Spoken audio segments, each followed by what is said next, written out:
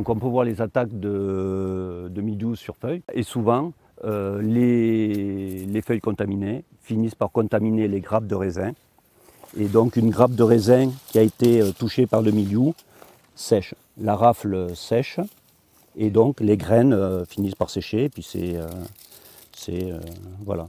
Cette année c'est particulier puisque ça a été des dégâts très conséquents. Donc principalement le cépage merlot, mais qui est le plus représentatif de l'appellation. Pour mon cas personnel, il représente à peu près la moitié de mon encépagement. Et donc sur ce cépage merlot, suivant les parcelles, entre 50 et 90% de dégâts. Et des parcelles quasiment totalement détruites par le mildiou.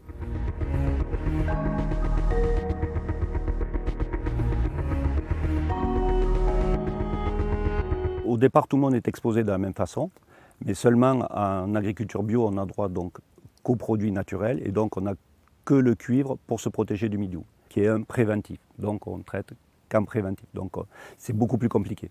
On est au commencement de quelque chose qui a basculé, lié en particulier au dérèglement climatique. Parce que le dérèglement climatique, c'est, on l'a dit, des vendanges plus tôt, des maladies qui apparaissent quand elles n'apparaissaient pas, de nouvelles maladies qui vont apparaître.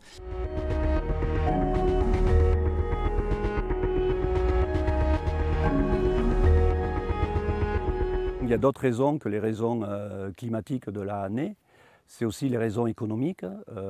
La région est très largement impactée par la mévente des vins rouges. Donc on retrouve dans la région de l'Entre-deux-Mers, qui est principalement plantée en rouge, d'exploitations qui n'ont pas passé la crise économique et qui sont en friche. Donc toutes ces friches-là sont aussi des nids à mildiou.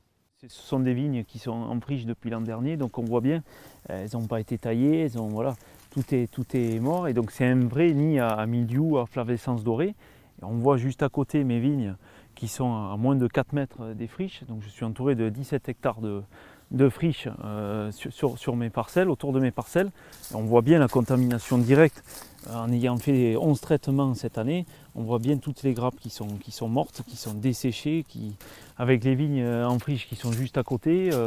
On fait ce qu'on peut, mais on n'y arrive pas, quoi. On lutte désespérément et sans y arriver, quoi. Dans le système assurantiel, il y a la part qui est prise par les assurances, mais comme vous le savez, il y a la part qui est prise par l'État.